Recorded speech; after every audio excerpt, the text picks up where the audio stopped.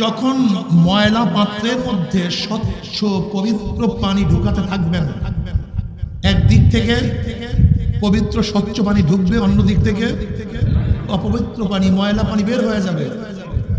ঠিক জিকিরের মাজলিসে নেক ঢুকাবেন, আমল নামায় গুনাহ বের হয়ে যাবে আস্তে আস্তে। বক্তব্য আমার না, বুখারী শরীফের মধ্যে দীর্ঘ রওয়ায়াত আছে। এই মাজলিসকে কেন্দ্র করে আল্লাহ পাক ফেরেশতাদের সাথে বিভিন্ন প্রশ্ন এবং জবাব দেওয়ার পরে সিদ্ধান্ত দেন, উশহিদুকুম আন্নী ক্বাদ গফারতু লাহুম। ফেরেশতারা সাক্ষী থাক, গোটা মাজলিসের বান্দাদের গুনাহ সব মাফ করে দিয়েছে। ইয়াকুলুল মালাকু মিনাল মালাইকাতি ফীহিম ফুলানুন লাইসা মিনহুম ইন্নামা জাআ লিহাজাতান ইয়াকুলুল্লাহু আযজা ওয়া জাল্লা হুমুল জুলাসাউ লা ইয়াশকা জালিসুহুম। রাওয়াহুল বুখারী আও কামা ক্বালা নবী আলাইহিস সালাতু ওয়াস সালাম। অন্য রাওয়ায়াতের মধ্যে আছে, মা মিন কওমিন ইসতামাউ ইয়াসুল্লাহ তাআলা লা ইউরিদুনা বিযালিকা ইল্লা ওয়াজহাহু ইল্লা নাদাহুম মুনাদিন মিনাস সামাই আন কুনু মাগফুরাল লাকুম ক্বাদ বুদ্দিলাস সাইয়্যাতুকুম হাসানাত। যখন কোন সম্প্রদায় জিকিরের মাজলিসে বসিয়া যায়, জিকির শেষে যখন জাকিরের মাজলিস ছাড়তে থাকে, একদল আহ্বানকারী ফেরেশতারা আসমান থেকে ডাক দিলে, জাকিরিন শোনো, তোমরা এতক্ষণ যে কাজ করছো, আমল করছো, জিকির আজকার করছো, তার প্রতিদান শোনো। শোনো, আল্লাহ পাক তোমাদের গুনাহ খাতা মাফ করে দিয়েছে। মাফ করছে তাই নয়, তোমাদের সমস্ত গুনাহকে আল্লাহ পাক নেকের দ্বারা পরিবর্তন করে।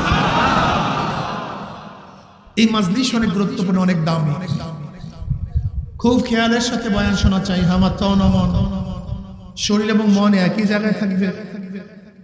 শরীর এখানে, মন বাড়িতে, বয়ানে কোনো ফায়দা হবে না। শরীর বাড়িতে, মন এখানে, তাতেও লাভ নেই।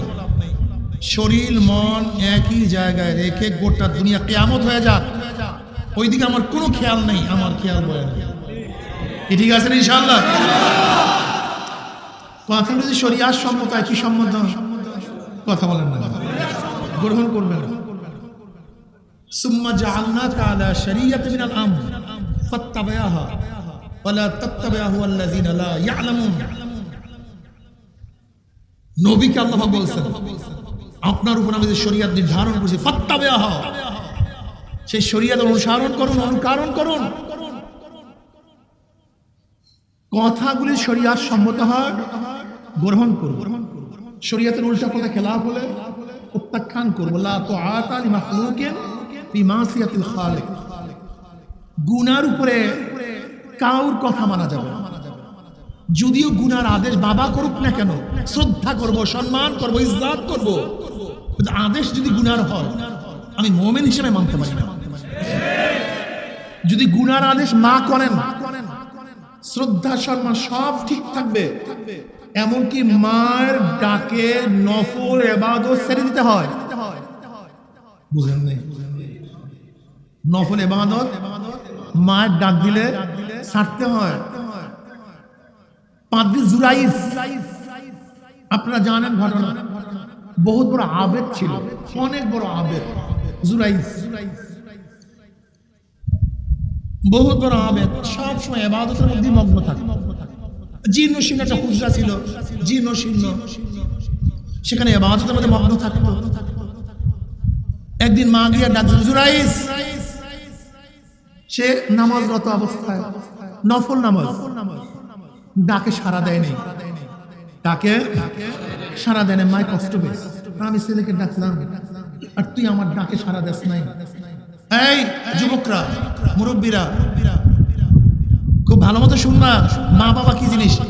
মা কষ্ট পেয়ে হঠাৎ বলছে, যা আল্লাহ যেন তোমার উল্টা মেয়ের দ্বারা অপমানিত করে, কোন খারাপ মেয়ের দ্বারা তোকে অপমানিত করে, আল্লাহ মাফ করে দেখ। বাপ মায়ের দোয়া বর দোয়া তো পর্দাবিহীন আল্লাহ পর্যন্ত পৌঁছিয়া যায়। তীর ছুটে গেছে, কি করার? যদি ধনুক থেকে তীর ছুটে যায়, ফিরানো যায় না, মুখ থেকে বের হয়ে গেছে, কাট করে লেগে গেছে। এর জন্য খবরদার মনে রাখতে হবে, বাপ মা রাগ করে বাচ্চাদের উপর কোনো সময় অভিশাপ দিবেন না, এই ভুলটা কোনোদিন করবেন না। যদি বাচ্চারা কোনো খারাপ কাজ করে, খারাপ আচরণ করে, খারাপ ব্যবহার করে, রাগ করিয়া কখনো অভিশাপ দিবেন না, খবরদার, কখনো না, এই ভুল করবেন না। যদি বেশি মন খারাপ হয় চলে যাবেন, ইস্তেগফার করবেন, তওবা করবেন, দুরূদ পড়বেন, রাগ ঠান্ডা করার চেষ্টা করবেন, বেশি বেশি নফল নামাজ পড়ে দোয়া করবেন, কান্নাকাটি করবেন বাচ্চাদের জন্য। কিন্তু খবরদার বদদোয়া দিবেন না। জানা নাই কখন বদদোয়া কবুল হয়ে যায়। আজীবনের জন্য কাঁদবেন কিন্তু আর ফিরাতে পারবেন না। আজীবনের জন্য কাঁদবেন, লাভ হবে না। এই জন্য খবরদার, যারা বাচ্চার মা বাবা হয়ে গেছেন, যারা হওয়ার পথে, সন্তানদেরকে কোনো অবস্থাতেই মালামাত করবেন না, বদদোয়া দিবেন না, গালি দিবেন না। এটা খুব ভালো মতো মনে রাখবেন। ব্যাস, মা বলছে কবুল হয়ে গেছে। ওই জমানার এক মহিলা কোনো কাজে বের হয়েছে, কোন এক কৃষকের সাথে তার দেখা, সুযোগ পেয়ে বসছে, অপকর্ম তার সাথে করছে। মহিলা হামেলা হয়ে গেছে, গর্ভবতী হয়ে গেছে। আর ওই সময় এই অবৈধ কাজ খুবই ঘৃণিত ছিল। অনেক আগের ঘটনা। মানুষ মোটামুটি আবেদ ছিল, সলেহ ছিল, অবৈধ কাজ সমাজে কেউ পছন্দ করতো না। এই মহিলা, তোর বিবাহ হয়নি, পেটে বাচ্চা কোথার থেকে? তোর তো বিবাহ হয়নি, এই পেটে বাচ্চা কোথার থেকে? তোর ওই জুরাইস পাদ্রীর এই বাচ্চা, ওই জুরাইস পাদ্রীর এই বাচ্চা। বাদশাহ, মন্ত্রী পরিষদ, সৈনিকরা ক্ষিপ্ত হয়ে গেছে। দরবেশি করো, ফাইজলামি করো, ভেসাল ধরছো, আর অপকর্মের মধ্যে লিপ্ত থাকো, যাও ধরে নিয়ে আসো। বাদশাহ সৈন্য পাঠায়। জুরাইস পাদ্রীর যে হুজরা ঘর সব মিলাই দিয়েছে মাটির সাথে, অ্যারেস্ট করে নিয়ে আসে।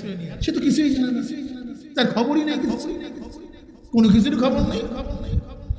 কি হয়েছে ভাই, কি হয়েছে? আরে মেয়ে, তুমি তার বেশি করো, ইসলামী করো। যেহেতু মেয়ে নিজে সাক্ষী দিয়ে দিচ্ছে, এখন আর কোন টেনশন আছে? বাস, কথা শোনার কোনো সুযোগ নাই। মার ধর করতে করতে তার কাছে নিয়ে গেছে, তার কাছে, বাদশার কাছে। এখন জুরাইস পাদ্রী বাদশাকে বলছে, ঘটনাকে আপনাকে অ্যারেস্ট করছেন কেন? ফাইজলামি করেছ বেটা, তুই না অপকর্ম করছো অমুক মহিলার সাথে।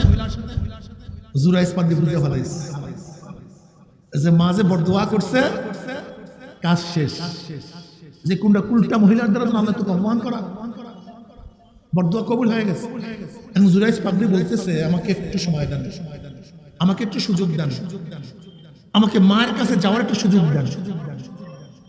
এবার জুরাইস পাদ্রী মায়ের কাছে গেছে, গিয়া বলছে, মা গো, তুমি যে বদদোয়া করছো, আমার অবস্থাটা খারাপ। আজকে আমার উপরে অপবাদ আসছে, আমাকে তো অ্যারেস্ট করা হয়েছে, অপমান করা হইতেছে। তুমি বদদোয়া ফেরত নিয়ে যাও, তুমি আল্লাহর কাছে বলো যে আল্লাহ আমাকে হেফাজত করে। এবার মা বলছে, মাওলা, যে আমার কারণেই তুমি আমার বাচ্চাকে, আমার ছেলেকে অপমান অপদস্থ করো, আমি তোমার কাছে ক্ষমা চাচ্ছি, আমার ছেলেকে তুমি হেফাজত করো, তুমি হেফাজত করে মাফ করে দাও। এবার জুরাইস পাদ্রী বাদশাকে বলছে, আসেন, এদিকে আসেন। আসছে কি, কোন মহিলা বলছে? অমুক মহিলা, নিয়ে আসেন মহিলাকে। এক রওয়ায়াতের মধ্যে আসছে, জুরাইস পাদ্রী মহিলার পেটের দিকে ইশারা করছে, হাত দিয়ে বলছে, এই পেটের বাচ্চা, তুই বল,